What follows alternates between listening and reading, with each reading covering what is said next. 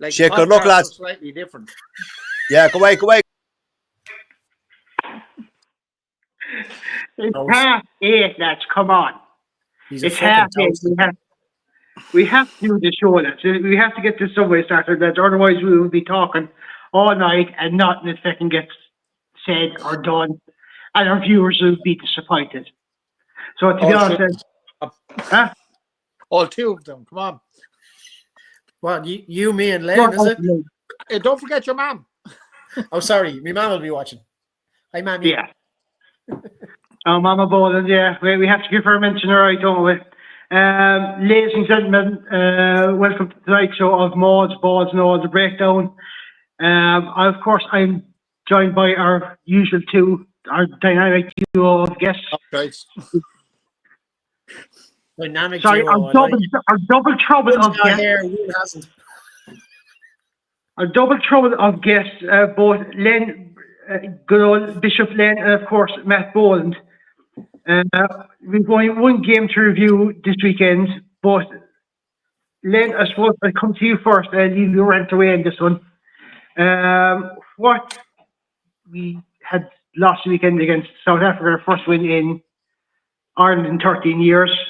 I said, no, jeez, give me a second here to get a score because I'm trying to share the Euro here. 13-24, Danny. Yeah, 13-24. Len, your thoughts on the Ireland-South Africa game?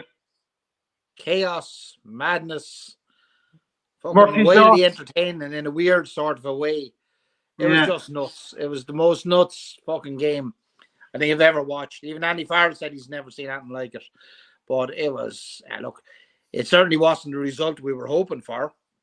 I remember a couple of us were chatting during the week and we were talking about what tactic would you use for South Africa, and we were discussing things like fast ball, kind of kicking it in behind them. Don't get into an arm wrestle. If our line out, worked as well as it did against Australia, maybe we might get some sort of a launch platform off the line out. But definitely, absolutely, 100%, no fucking scrums. That was the plan, and yeah, you fucking it all went to plan last week, didn't it? Jesus Christ. Oh yeah, and like one of the other points that a good few of us made was we try and bank on South Africa's indiscipline. You know, if it had a few red cards in the last couple of games, so hopefully we might pick up another one against them. Yeah, that all went out fucking tits up and out the window. Yeah, our line out malfunctioned. There was 20 scrums in the thing, 16 of them for South Africa. 4 yellow cards, one upgraded to red for us. That's a new record, apparently. We now share with Fiji. So, yeah, look, William has opened the scoring after 3 minutes, but, we were still in the match. Then we had that issue that Tommy O'Brien got tackled by Peter Steph de Toit, and Sasha Feinberg had a cheap shot on him. We all thought it was a yellow card. It was waved away by Carley.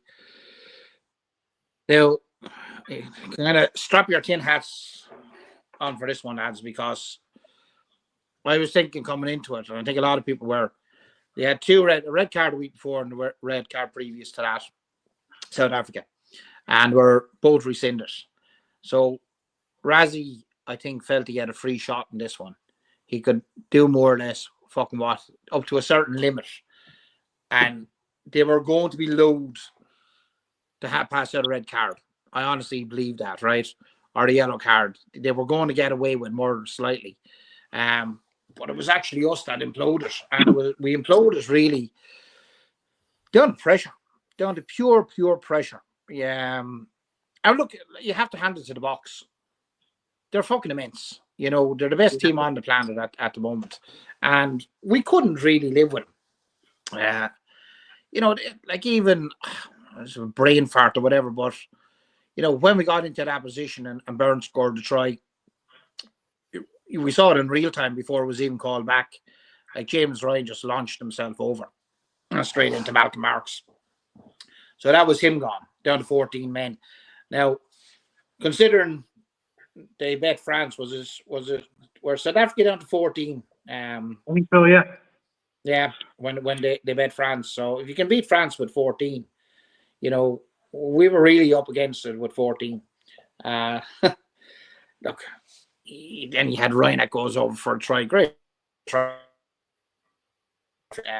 Before you knew it was 10-0. Then who got carded next? It's hard to keep fucking track. Sam got carded, was it? Sam was up next. He took one for the team. Yeah. Then Prendergast got carded. Prendergast was first, wasn't it? Prendergast was first, then Jack. Yeah.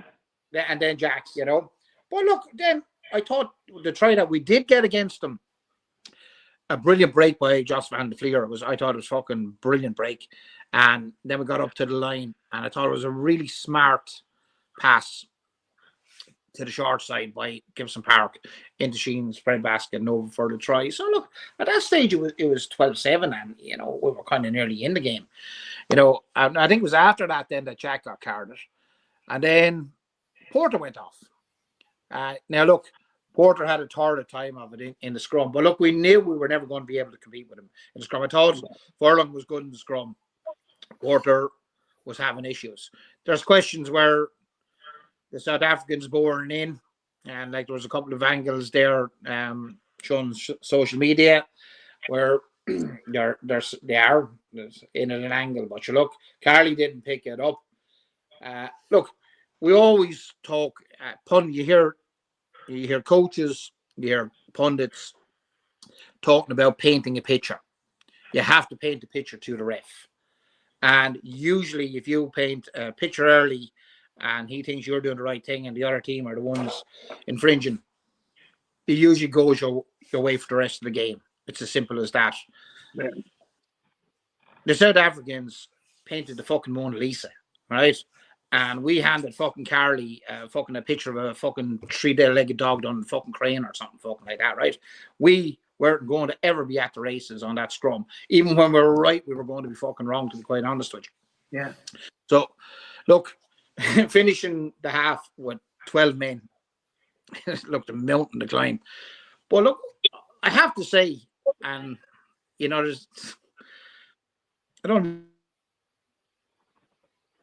I thought that team, the one thing they did show, they showed fucking some grit in that second half. They dug in, and I don't know, Razzie will be delighted to get the win in Dublin. Right? There was all this talk that he had never won in Dublin. Yeah, so be it. But fucking for any team to have an advantage, a 3-man advantage for any period of a game, and that scoreline is tight in the end, they should have put an absolute cricket score on us. There's no two fucking ways about it. And I don't think there's too many teams out there, even the top class teams, take New Zealand down to 12 men and come walk away with a scoreline like that. I don't think it would happen. I think it was pure testament to the grit the boy showed. And then look, we had some, I thought Keane Prendergast when he came in, Paddy McCarthy, again, very, very good. Look, we didn't have a lot of highlight moments. I know I put it up on the group, but I have to say, one of the standout moments was Jack playing at fucking full back. And when that ball, fuck me, Pink, you have Colby and Quagga Smith, and he watched both of them, and he fucking chased that ball down, got away from Quagga Smith's tackle, stepped fucking Colby, and made 21 yards up the pitch. That was one of the highlights for me. But as I said, the other standout was just the heart and spirit and the pure dog we showed to stay in that and not get fucking absolutely hockeyed. But sure, look, that's my tuppence worth. I'll just go through a few comments here before I come to you anyway. Gregor saying there, evening all, and I said, yeah, as I said to a few of you guys, felt like a home game, so many over. I suppose that's the South Africans early. Is your second jersey in the wash tonight? Yeah, it is. Darren, great. It's in there, all right. Darren, I'd love to see your Munster jersey sometime as well. Maybe from Thursday night. Oh, Danny. Yeah. Or maybe he'd like to break out of his Cork jerseys. Do his Cork Connor, you know, his Dolphin jersey, or maybe some other Cork club side. You know, maybe he'd like to do that. There was at the game, only positive out of it was that we kept them out of scoring from the scrum about 10 times in a row in that second half, which is something that you alluded to there, and then as well with the amount of it. Let's see, Gregor, did Ramsey tell officials not to give them a card? I think he might have alluded to it, to be honest with you.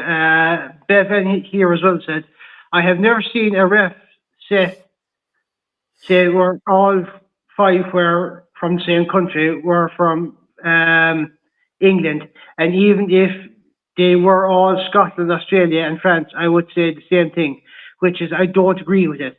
I also think that played a factor as well. Yeah, I'd have to agree with Bevan. I don't think that actually should. I mean, I do think they need to mix up the nationalities between the TMO and the Dutch judges and what have you. I think they do actually. Yeah, because let's see, Mike Sheedy in here as well said, never seen a game like that. Ref and TMO did not help us on the day, but 12 players did great teamwork, and we're so proud of the Irish team. We won to URC this weekend and also Six Nations in 2026 anyway. Yeah, but just on that, Danny, on Mike Sheedy's point there, like, personally, apart from the first tackle on Tommy O'Brien, I think we have to own our the cards that we got. You know what I mean? It's and at one stage there we were even lucky with the Tommy O'Brien one on Moody, on Caden Moody there. You know, he had the responsibility to get lower. So yeah, look, okay, it didn't go our fucking way. You know, and when things start go bad, shit rolls downhill fairly fucking quick, and it escalated. But look, that's because of the pressure they put us under. Yeah, Matt, I'll come to you. Your thoughts on the South Africa Ireland game, 24-13 in favour of the Saffers. Yeah, well, look, I mean, as Len has already said, it was a fucking bonkers game. I've never seen a game like that before in my life, especially from Ireland. And, you know, normally our team, the Ireland team, are very good discipline-wise. And, you know, we have been known in the last kind of year, 12, maybe 16 months to have the higher end on the penalty count, but to give away 18 penalties against any team, you're going to struggle, especially against a team like South Africa. All the cards that we got were warranted. You know, there's no denying that they weren't. You know, and I think Ryan can actually count himself lucky that he didn't get a straight red, because there was a couple of mauls before that where he did the absolute same thing, where he just dived in recklessly. He didn't. He dived over a player. But yeah, he didn't make any contact with any player, so it wasn't deemed. But to do it 10 seconds later or 20 seconds later is absolute fucking madness. Now, whether or not he had it in his head that he just wanted to show physicality or to really just fucking hit them, but there's ways of doing that, you know. And I think the way he went about it was all wrong, because it looked like he just flew in over that ruck and made contact with Malcolm Marks. And, you know, I think Malcolm was kind of shocked when it happened, because he didn't expect it, you know. And I just knew then, you know, as soon as that card was produced, I was like, yeah, this is going to be a bad day in the office, you know. And when it was upgraded to red, I saw that kind of just set the precedent for the rest, because it was going to be immensely hard after that anyway. But the fact that all of our cards were warranted, the one thing that really just bugged me about that game was the fact that Sasha Feinberg in Gamazolu's shot on Tommy O'Brien wasn't even looked at, you know, like, and I suppose you can't blame the referee, because I would say, as it was the first shot in the game, he was kind of probably on the fence going, I might just let that go, because I don't want to be seen to be punishing them straight away, you know, because I'm going to bring myself under fire, you know. And that was definitely playing in their minds. And you could see it, because he even kind of didn't want to talk to the linesman. I think it was Dixon on that side or whatever it was. He didn't even really want his opinion, and the fact that it all stemmed off like Gary Ringrose should have done the right thing and not fucking go flying in at him to cause that kerfuffle, because that just swayed the decision against Ireland. Yeah. And the referee made a point, like, if anybody does that again, if a player comes running in, they're just going to get carded straight away. So look, I'm not blaming Gary either, because when you see something like that on a pitch, it does frustrate players. And when tensions are that high, when a game is that intense, and there's such a big rivalry there now, which is great. Like, don't get me wrong, the rivalry is fantastic, and they are the best in the world. And to beat the best, you got to be the best in the world. You got to play and beat the best, and you have to be edgy as well. And you do. You have to be edgy. I think that was probably as you said, in the back of their brains. Yeah. You know what I mean? Yeah, I don't blame Gary for going in, because when you see that happen to your player, like whether it's pros playing in the URC or international, or kids down playing or under 17s or whatever minis, when you see your teammate getting hit like that, your initial instinct is to go and protect them and to fight their corner, like, because it is a team sport. But I think if that had been slightly different, if they had been just a bit more calm and collected, maybe the refs would have actually gone and said, no, I think we should actually probably have a look at that. And if they did, it was definitely worthy of a yellow card, because, okay, there is mitigation in it, because obviously the tackle of Peter Steph Dutoy on Tommy O'Brien, he was kind of falling anyway. But the fact he led with the shoulder, there was no wrap, and he actually followed through as well, which was, there was no need for that. And I think that's what spurred the guys off to for the little schmozzle that was there, the handbags, that kind of then just made Carly just go, no, I'm not entertaining that, and I don't want people running in. But yeah, that was the frustrating part for me. The scrum, we were absolutely mullered in the scrum. There's no doubt about it. Absolutely fucking mullered, and their game plan was to target the scrum, and they did it impeccably. And we all know what they're like for scrummaging. Like, why we wanted to even go down that route is beyond me.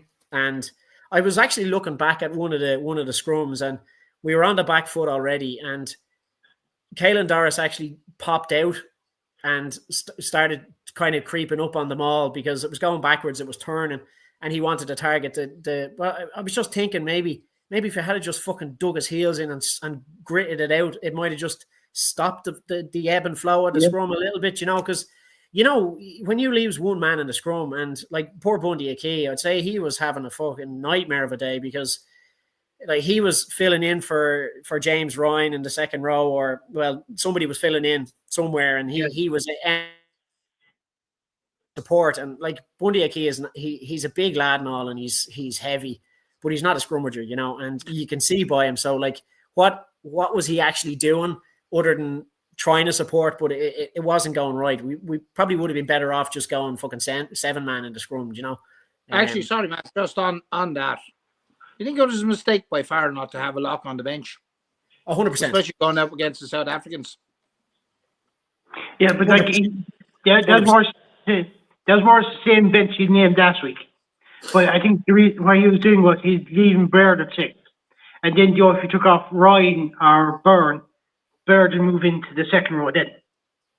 And yeah, then but what's the fucking odds? No lock on the bench and we lose one. But that's the risk you take. It's like going with a 7-1 split on the bench. Like, you lose 2 backs in the first half, and then you're scuppered anyway. You know what I mean? So it's just the risk you take. And I wouldn't blame Farrell for any of his decisions that he made on the day. The lads have to own their penalties. Do you know what I mean? The team has to own that discipline on the pitch, because it wasn't even a 10 or 20% down. It was 50 or 60% down to what they're normally. Yeah. Because we're normally a very, very disciplined team, and that was the most frustrating part. But you look at it the other side, as Len has alluded to as well, like we were down to 12 men, and we should have been absolutely battered off the pitch.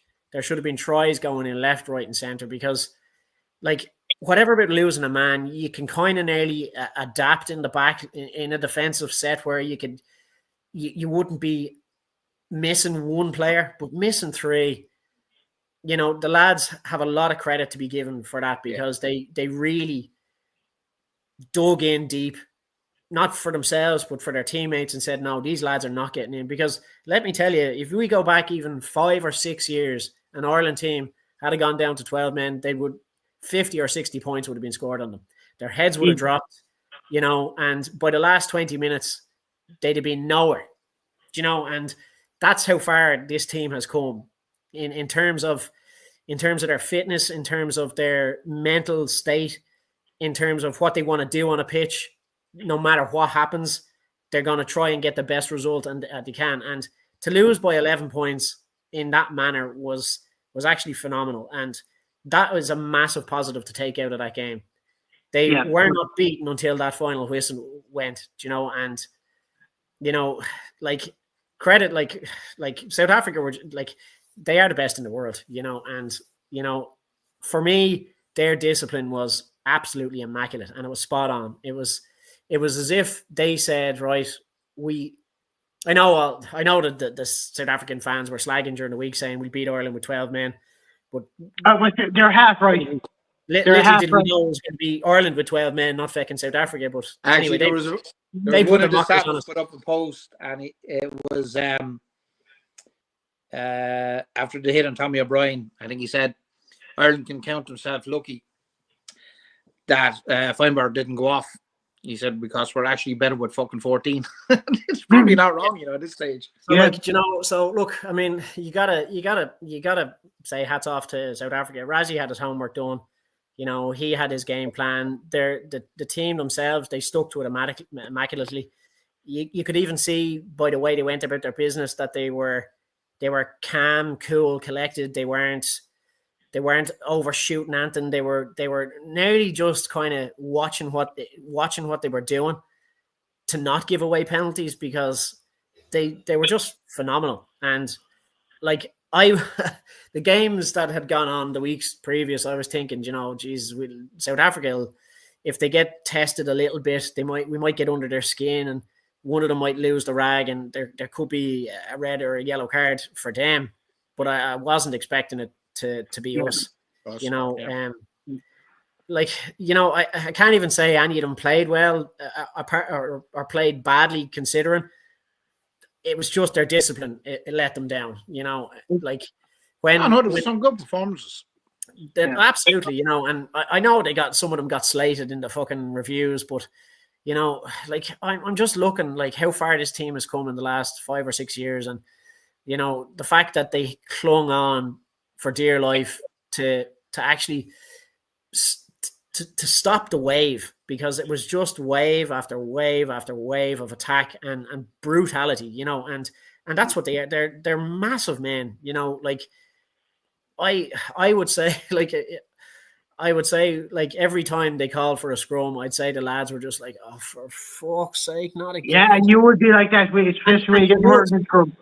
You would absolutely, you know. And I'm a back, and I've very rarely been in a scrum. I had to fill in once because I know the rules quite well. So I was asked by the coach, look, will you fill in second row, because at least you'll know what you can and can't do. And I tell you, I'd never been so sore in all my life. I swear to God, yeah. No, it was good crack. But it was a one-time only job. I was like, yeah, I'm not doing that again, lads. just on the discipline. Actually, there was I put on glasses here. This is courtesy of Keane Tracy, right? This is interesting now. From 2021 to the end of the World Cup in 2023, right? Ireland had 3 yellow cards. Yeah, I saw this. 29 games, right? Yeah. And since the World Cup in 2023, we've had 19 yellow cards and 3 red cards in 22 games. Yeah. And only South Africa have more. They have 20 yellow and 4 red, but have played 5 more games than us. So overall, they have a lower average than we do. Now, that is fucking ridiculous, lads. But that's 3 yellow cards in 29 games. to 19 yellows and 3 reds in 22 games. But that's what I was saying. Like discipline was one of our strongest points at one point, especially on Schmidt. We went through like campaigns, like Six Nation campaigns, where we wouldn't have given away one bloody yellow card. Yeah. Do you know? And like what you saw at the weekend was whether it was just a mental block or whether they were trying to prove a point or they were trying to be upfront and physical. And if that's the case, it failed massively. Do you know? Yeah. Because the discipline was so poor. And like I see people online and they're saying it was the worst refereeing performance in history. But like when your team is worse. But when your team is that ill disciplined, it's no fault to the referee. The referee hasn't made them lads do what they're doing. Nope. He's the one to go, Jesus, lads, you can't be doing that. Like, do you know, like what else was he supposed to do? And in fact, you know, I think he was quite lenient at some point in that second half because we could have easily had another 2 or 3 yellow cards as well, you know. I mean, you the Tommy O'Brien. Porter has a slight reputation. You know, his reputation does precede him. He can be a bit of a penalty machine in some. So if he deems already, if fucking Carly deems him to be fucking at fault, he's going to eventually fucking ping him. And look, it was like even Jack came on. And again, this going back to this mentality of, you know, I'm not saying cheat, but that hands in the ruck, playing the 9's hands, right? Like, it happens. It happens a lot. We see it a fucking hell of a lot in rugby. And they were down, they're under the cosh, so he thought he might get away with it. He didn't. There's another fucking yellow card. We're out the fucking door. But that's like, you don't like but that type of play is so cynical that it's only going to result in one way, you know, and you either have to be so sly to get away with it or you're going to be in trouble. And look, I get the point. It was probably a bit of frustration as well. And, you know, when you're that under the pump, you know, rush of blood to the head, it's very hard not to do something like that when you're under pressure. And, you know, when you're under that kind of pressure, your brain doesn't think because the blood is pumping, the adrenaline's going, and the nerves at the start have gone, and it's just all fucking built up tension. And then it's just literally a split-second decision. And then as soon as you've done it or you're in the process of doing it, your brain's going, oh, don't do that. Oh, fuck it, you gobshite. What you do that for? Thing. And on pressure is massive. And like South Africa, they knew exactly what they were at, you know. And I think as soon as they saw the first yellow card come out in the review, they were thinking, right, lads, we need to keep going because they're getting frustrated. They're getting under their skins, you know. They're going to start losing their mind. And they absolutely did. But you said earlier, like Tommy O'Brien tackle on Sasha. Sasha Feinberg, he is a quality player. There's no doubt about it. And I'm not going to butcher his last name. I can't say it. If anybody's watching from South Africa, I'm really sorry. I just don't want to butcher his name. I'm just going to call him Sasha. Tommy O'Brien should have got a yellow card for that. Even though he came off worse in the tackle, he definitely, because he was upright, you know.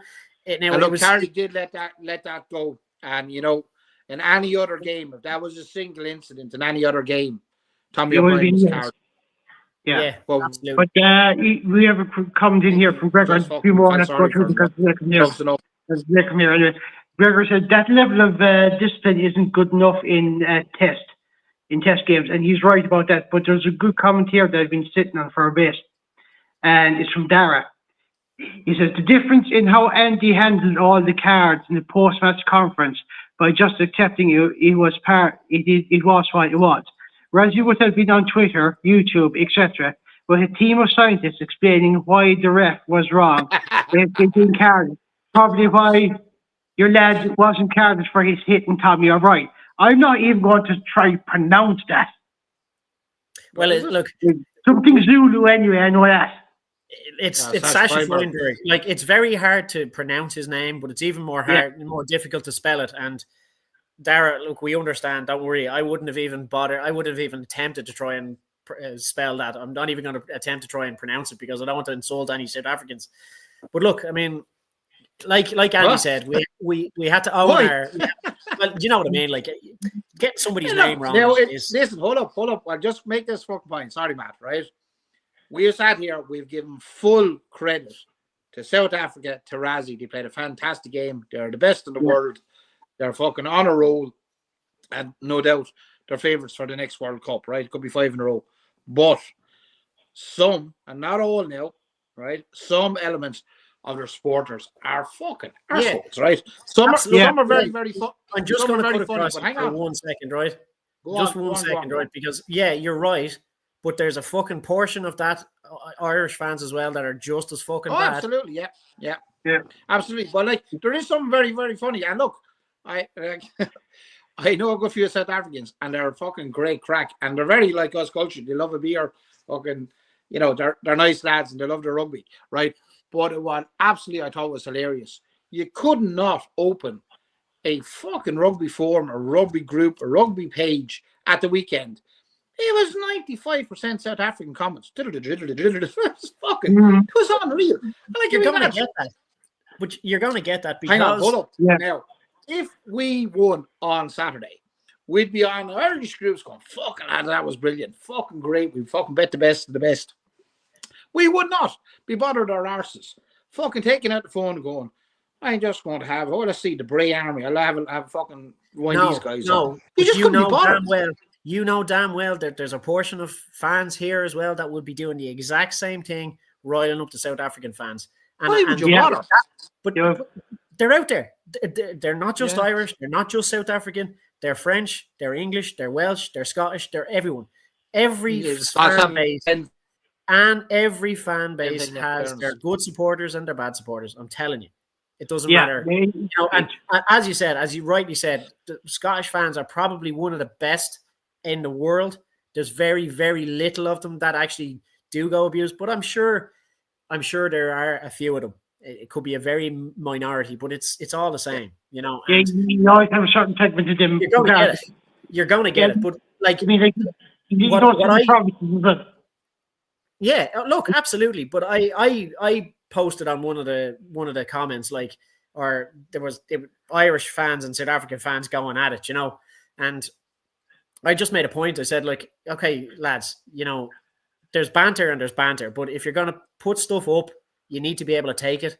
And if you don't agree, if you put a joke up or a cracky meme up or whatever, and you get one back and you don't like it, then the sport's not for you, because there is banter. And if you're going to give it, you have to be able to take it. And that's what I think, that's where it gets heated, because lads will go on and they'll put up a joke or a meme, or they'll slag something, and then they'll get one back, and then they might get somebody else jumping on. And if at that point you go, okay, I'm done now, that's when you stop and you go, right, I'll turn it off and I'll leave, because they just can't take it then. And that's when it gets nasty. But no, half the time I was laughing at some of the memes and the AI things were brilliant.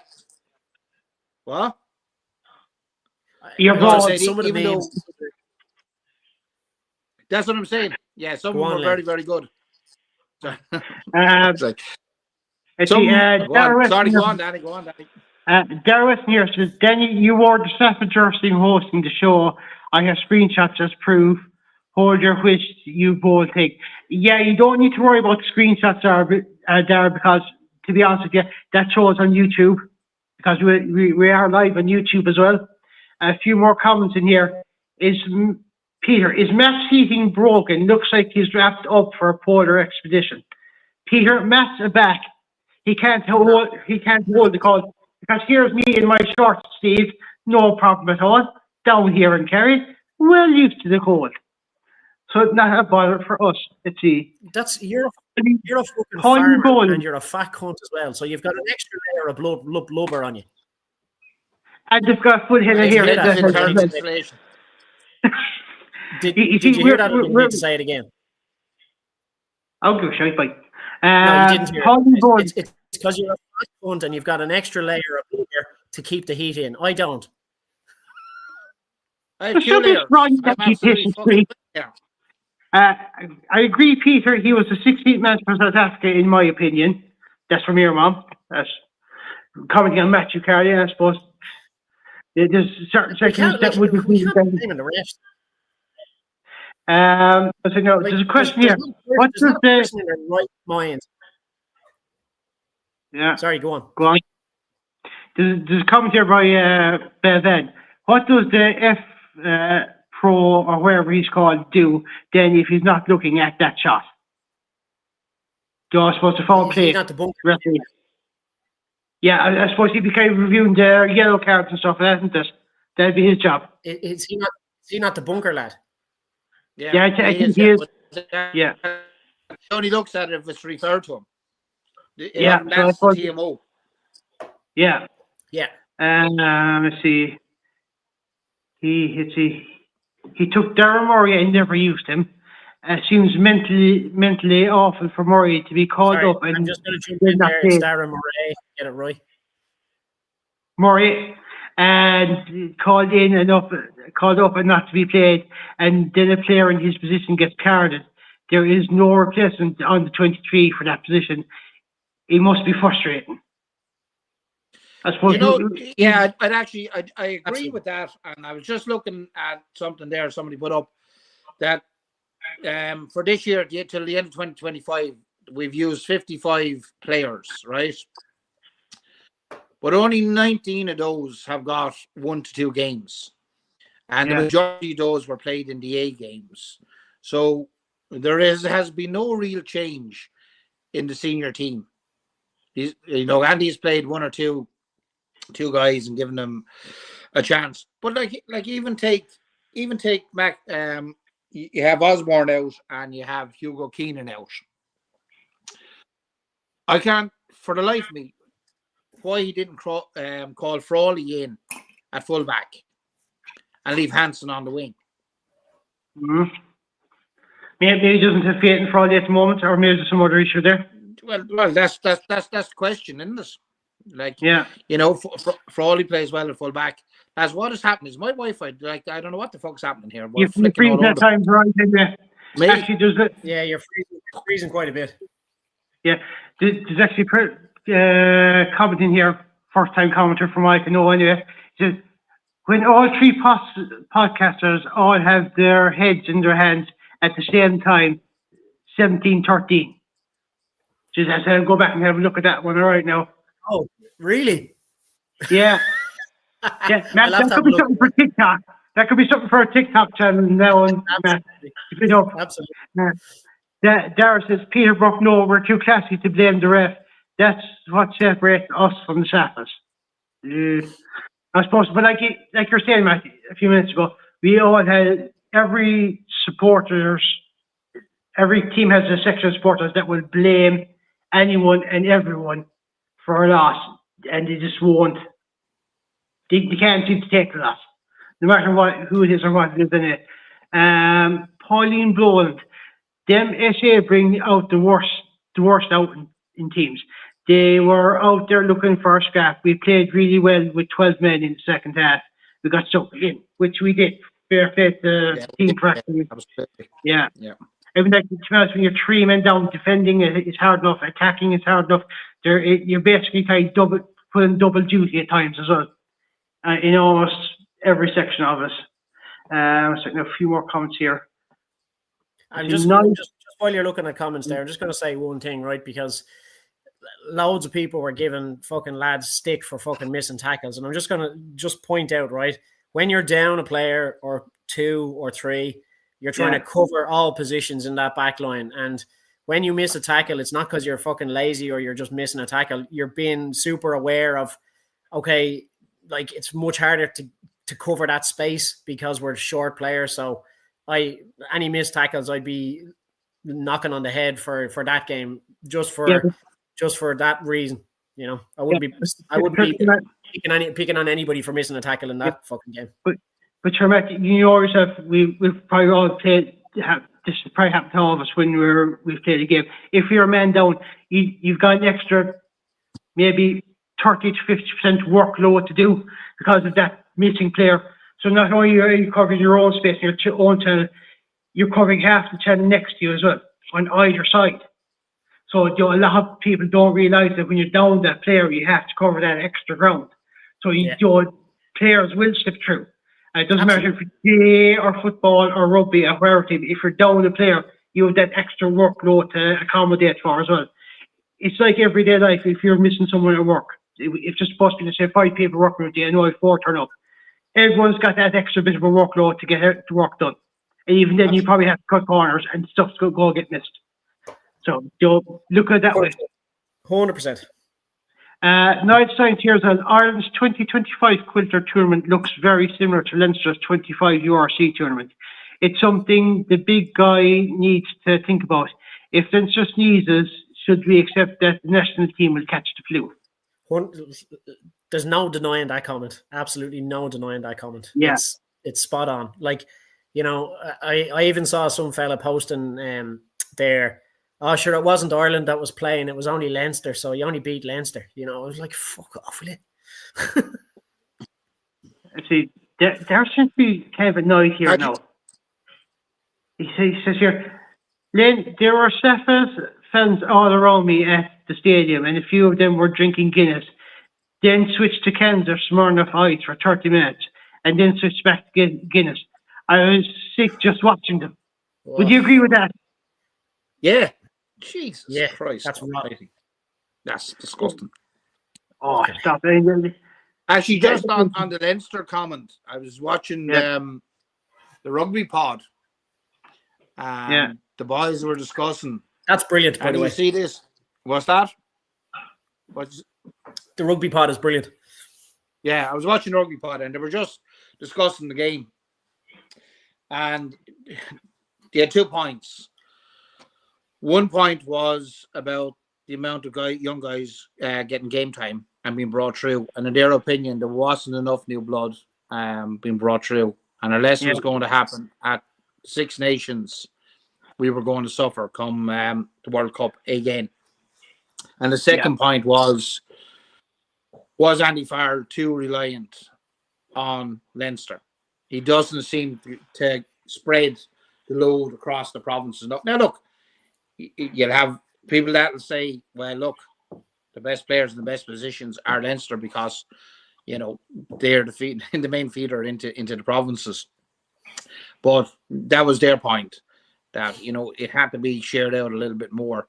Now, look, one of the lads on our own group was just mentioned the fact that Baird is out. And the first name came to mind was Alex Rocco. Which and he's had a great season, but sometimes it does seem to be it's automatically the next player in the line. Do you know what I mean? Yeah, it does. You know, it tends to be, and like from an outsider, and the boys are outsiders looking in. It's another Leinster player will obviously fill that slot, regardless if they are kind of next in line or have more form or not. You know, I don't think so. I don't think that's the case now. I think Andy Farrell actually came out and he said for fringe players now to be on the lookout because they need to keep their heads up and they need to keep pushing because they're going to start looking.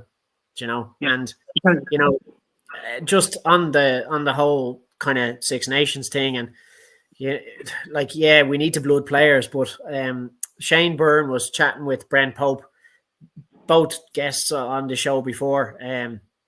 They were chatting about it, and Brent Pope was saying that look, Ireland need to start blooding players and doing what France did and get more guys test level experience that in the World Cup that gives to be much better prepared. And then Shane Byrne was like, no, I actually don't agree with that, because if you look at when the Six Nations comes around, that's our bread and butter. So when we win the Six Nations, we earn 6 million, which is the same. You get nearly the same for winning a World Cup. That's every year. The fact that Ireland did, a little less probably, yeah. So he said the fact that Ireland came third last year was a massive financial hit, and now you look at the state of the IRFU, they're in a deficit. So he said, like, although, technically it is a good idea to blood players in the Six Nations, but if we don't have a successful Six Nations, we're going to be worse in the hole. Do you know? Which okay, but we discussed this before. We'd actually discussed this before. The financial reward for winning the World Cup is nowhere Oh, near yeah. what it is for the Six Nations, and even less so for a Grand Slam, right? But as we also discussed, at some stage we have to get out of a quarter final, and you agreed yourself that otherwise we end up the laughing stock of the rugby world, that we cannot get any further. So would it be worth taking the financial hit and coming? Like, there's a possibility, even if we fucking play our first team, that we may come third in this year's Six Nations behind England and France. That's a possibility. So maybe the IRFU go, right, fucking, we'll suck it up, we'll take the financial hit, we'll come fourth, we'll come fifth, but we'll blood a fucking shitload of fucking players, add depth to our squad, because we now do need to add depth to our squad. And that in Speaking of turn depth then here, feeds in. speaking of depth here, Johan has a comment here. Says, "Okay, I'm a die-hard Leinster fan, but what the fuck is a dog bowl and Coombs never in setup? Both have to, at minimum, offer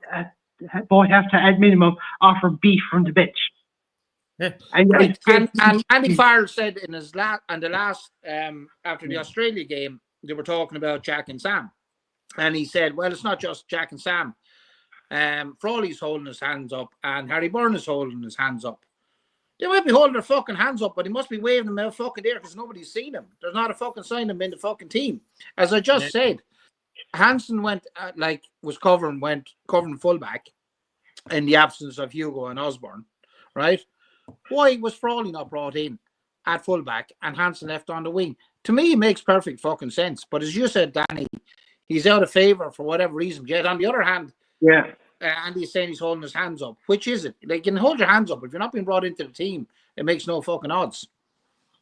Yeah, but like he's naming these guys in training panels, you know, for these tournaments, but then they don't make the final set of players. Like, but you know, it's a double-edged sword. What do you do? Do you blood new players in the Six Nations and risk losing financial gain, or do you go with the same players again and risk not getting past the quarterfinal? Because ultimately, like you said, we are the laughing stock of world rugby. Do you know what I mean?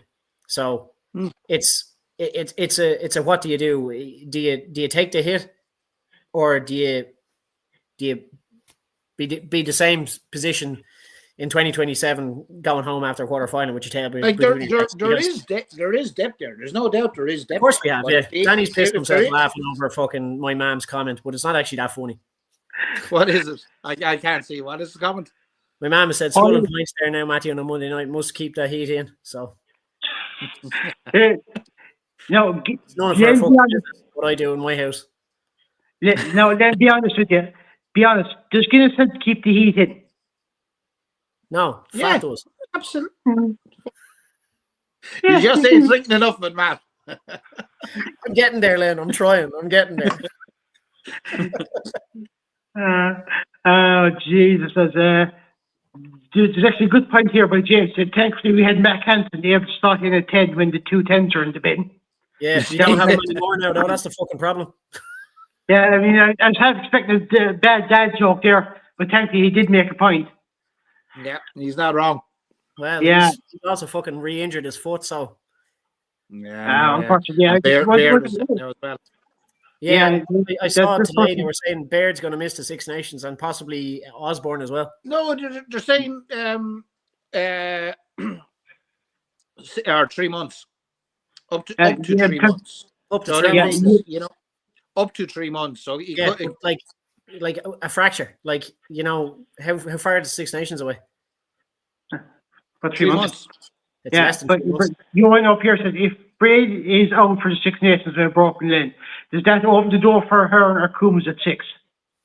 It should.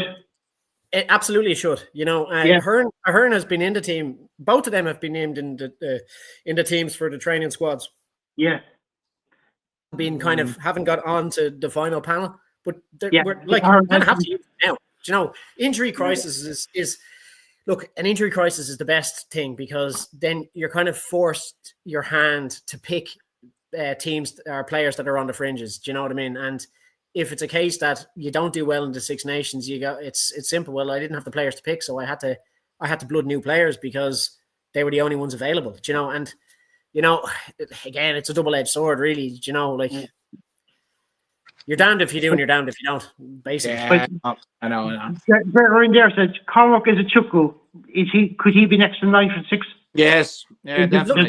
There. Look, as Len said, there's loads of them holding their hands up, but whether they're going to get picked or not is the other thing. But with the case that Baird, let's be honest, since the start of the URC, he has been in phenomenal form, and he played amazingly well in this Quilter Nations, and he's a massive loss now for not only for Ireland but for Leinster. He's young enough going forward for the World Cup, so absolutely zero problem. Actually, as I said, Keane Prendergast, Paddy McCarthy, when they came in, were absolutely excellent, both of them. You know what I mean? In fucking Jesus, the baptism of fire that game was for any young lad to come in under pressure. Because you've seen here, how good was the other Prendergast when he had to come on early? He was brilliant. I just fucking said that. He was massive impact. Brilliant. Yeah, and he has fucking bulk and his pace. You know what I mean? But like, I know I fucking harping on about him, but there's again with the wingers, you have Shane Daly, Calvin Nash, fucking Rob Balcoon. Rob Balcoon is fucking absolutely flying with Ulster. And he's he's big and he's pacey, he's fucking strong. We need pace down the fucking wings. You know what I mean? Lowe is not getting any younger.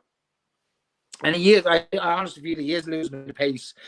He's like that chip through that he had actually for that attack or the try save and fucking intervention from Crowley there. That was a block down from Lowe's kick. Like normally Lowe would back himself to try and best his man and go around him.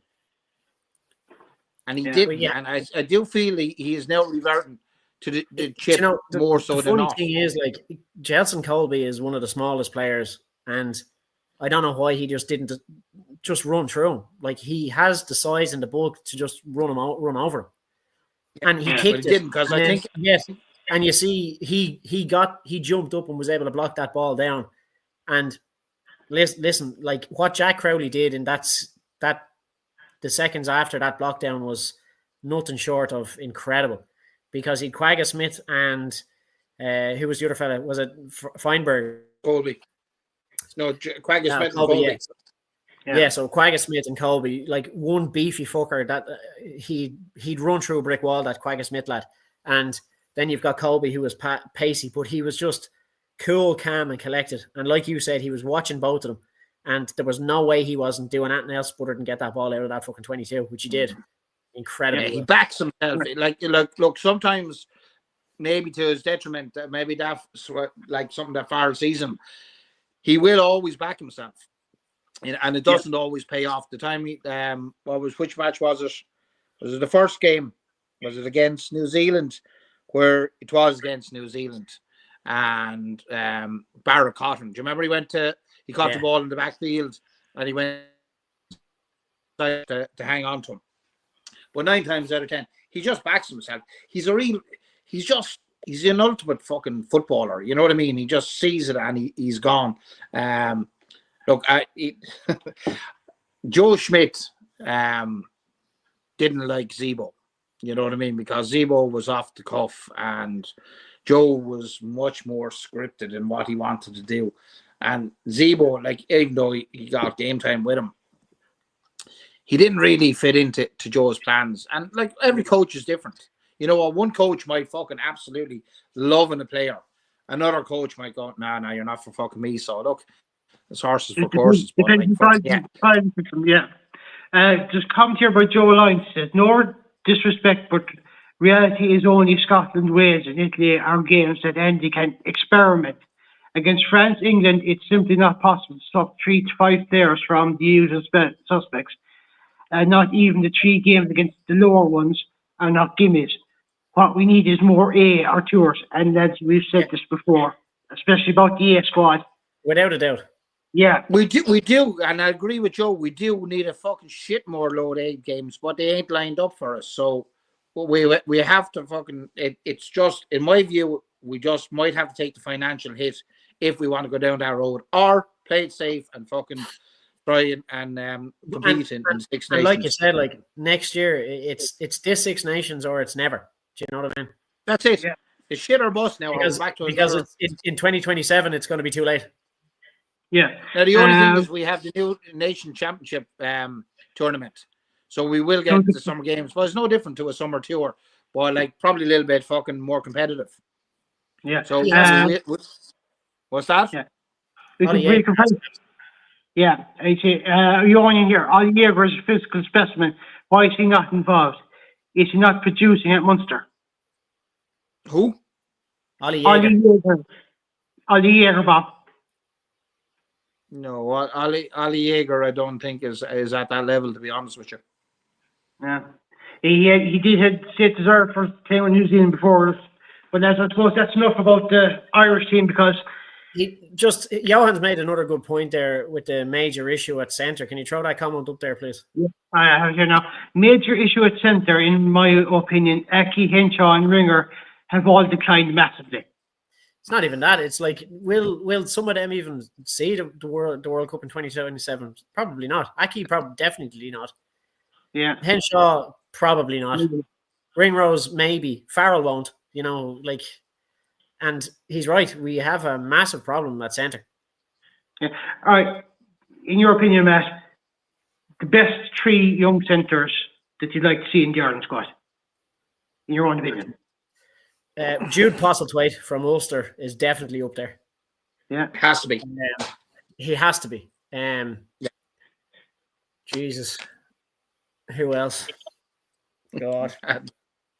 This is the thing. Like, Hugh Gavin from Connacht. Hugh Gavin. There's a fucking other one. And he was brilliant for fucking the under-20s. And look, he's doing a job for Connacht as well. So he's definitely up there. Question for you. Colin Ford of Connacht or James Hume of Ulster? Hume at the moment. But yeah. But Colin Ford's not far away.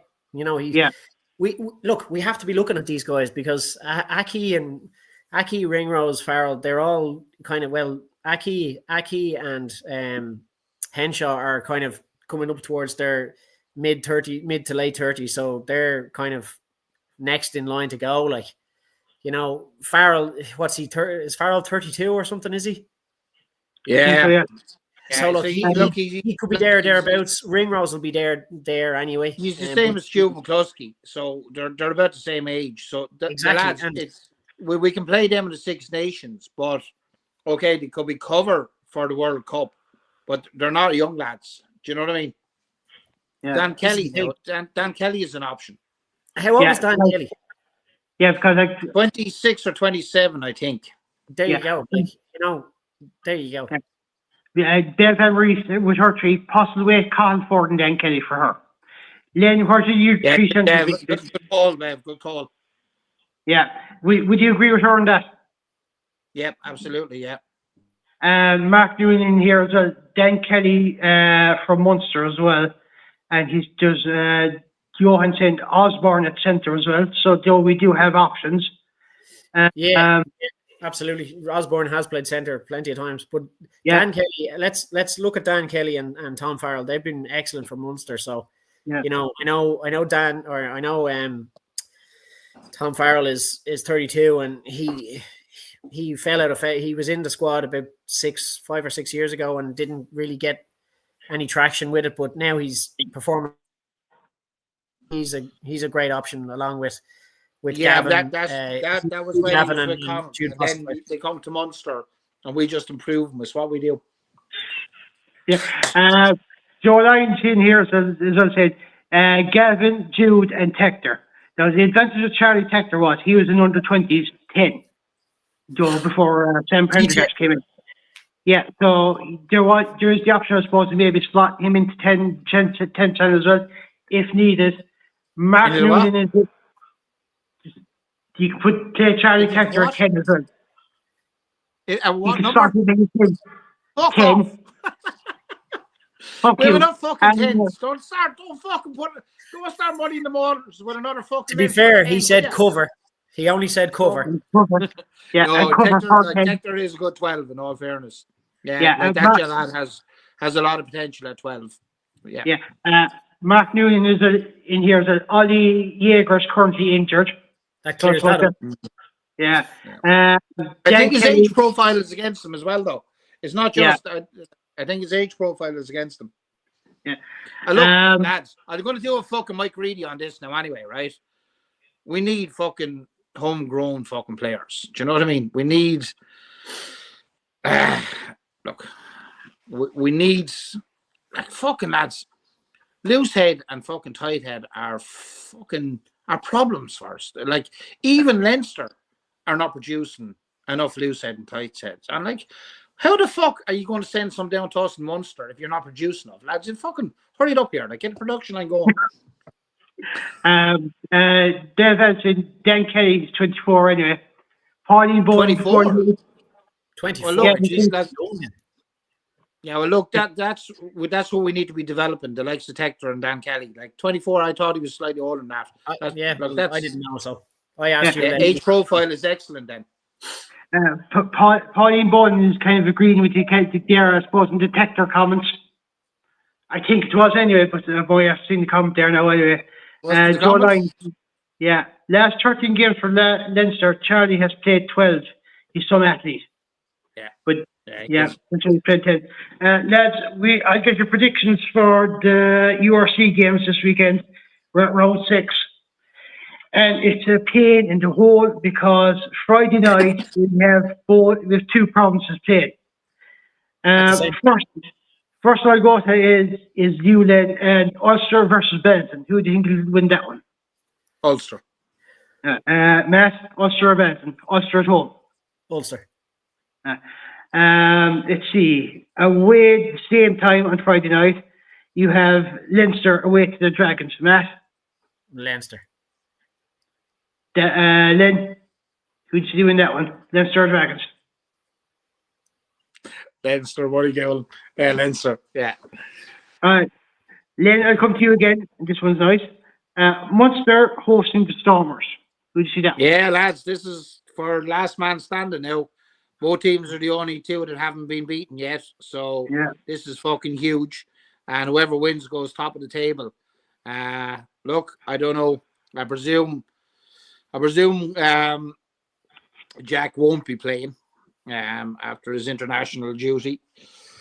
But look, we have decent cover, and I don't know, it'll be Tony Butler or JJ in there at 10. So yeah, I'm going to go with fucking Munster. Better win. Matt, Munster or Stormers? Is Paddy Four Folks playing? Probably will be. Munster.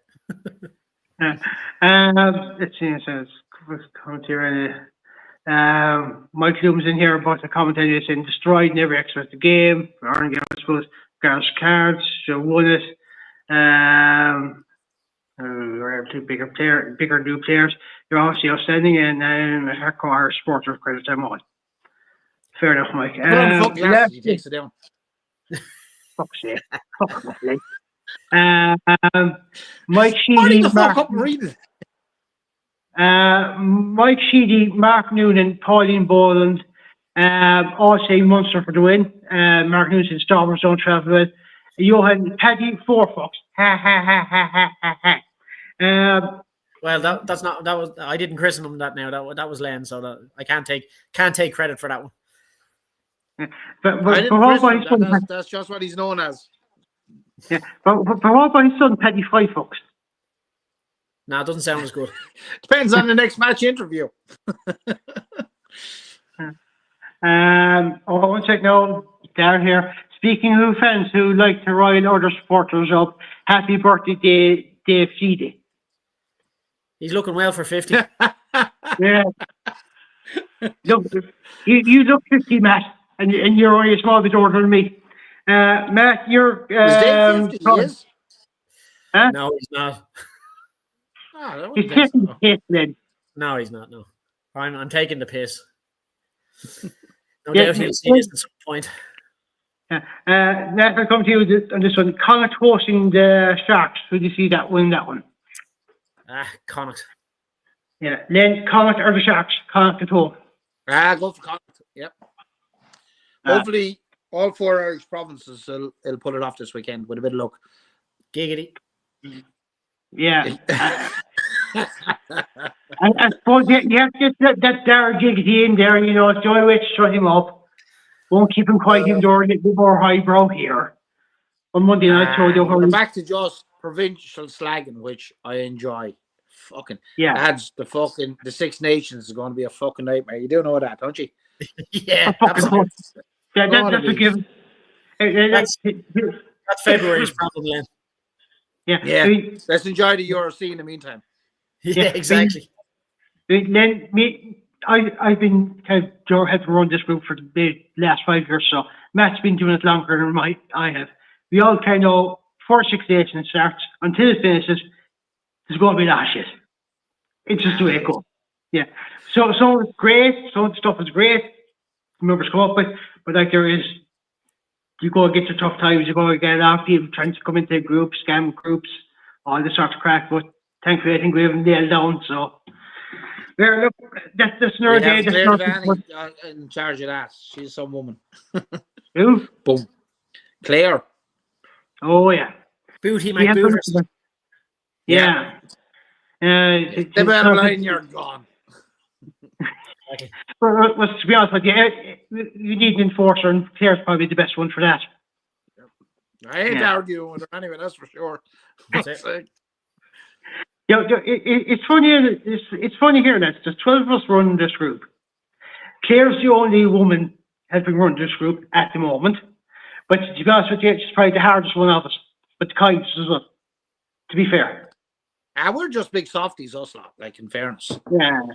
And I mean, to be fair, Claire's great crack, but no time for messing. So, yeah. That we'll wrap it up for tonight until next Monday night anyway. So, Len, as per usual, and Matt, thanks for being part of the show. Until next time, lads. Cheers, Danny. Enjoy it, lads. Lads.